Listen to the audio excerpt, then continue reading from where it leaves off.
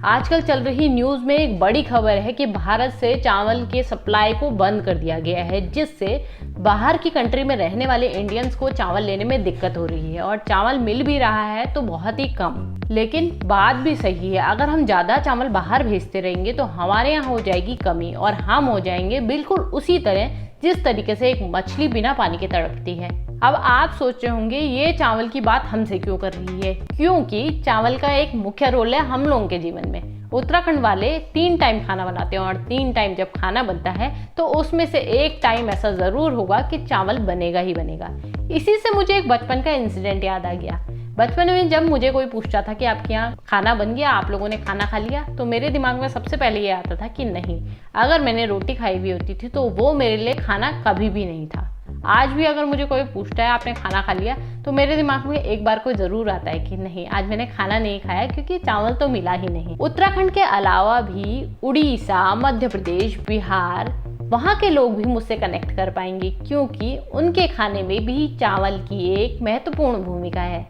उत्तराखंड में चावल के बहुत से पकवान भी बनते हैं, जैसे खीर, अड़सा, मीठा भात, नमकीन और गुलगुले, काफ़ी सारी और भी चीज़ें जिसको खाने में बहुत ही मज़ा आता है। अब उत्तराखंड में इतने सारे जब पकवान बनेंगे तो उसका उगना भी ज़रूरी है। तो उत्तराखंड के देहरादून में बासमती चावल का निर्यात होता था।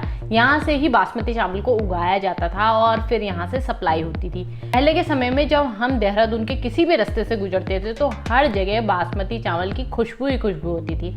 आजकल समय के साथ साथ थोड़ी बहुत चीज़ें चेंज हो गई हैं और चावल के जो खेत हैं वो भी थोड़ा कम होने लगे हैं।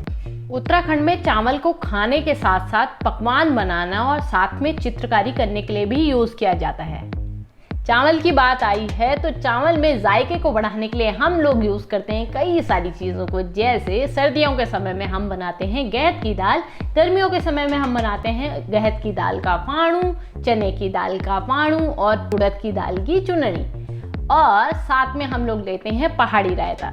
कई लोगों के मुंह में मेरी इन सब बातों से पानी ज़रूर आ रहा होगा। तो आप लोगों ने अगर गहत की दाल का फाणू या चने की दाल का फाणू या फिर उड़द की दाल की चुनरी का व्लॉग नहीं देखा है तो आई बटन पर लिंक आ रहा होगा, आप लोग ज़रूर जाएं और उन्हें ज़रूर देखें। जिस किसी का भी लिंक आपको नहीं मिलेगा वो डिस्क्रिप्शन में मैं डाल दूंगी, आप वहां से चेकआउट कर सकते हैं। और कमेंट बॉक्स में मुझे ज़रूर बताएं आप लोग किस किस शहर से मेरे इस व्लॉग को देख रहे हैं। अगर आप लोगों को मेरा व्लॉग पसंद आया है तो प्लीज़ लाइक शेयर सब्सक्राइब करना ना भूलें। साथ ही में बेल आइकन दी हुई है उसे प्रेस जरूर करें, जिससे सबसे पहले नोटिफिकेशन आपको मिल सके और आप मेरे आगे आने वाले सारे व्लॉग्स को एंजॉय कर सकें।